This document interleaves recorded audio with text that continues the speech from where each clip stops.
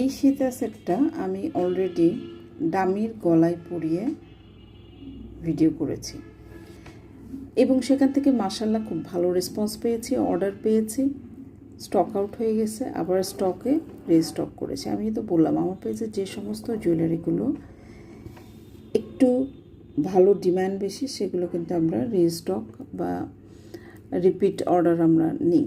হ্যাঁ, তো এগুলো হচ্ছে সব ফলস পার্ল।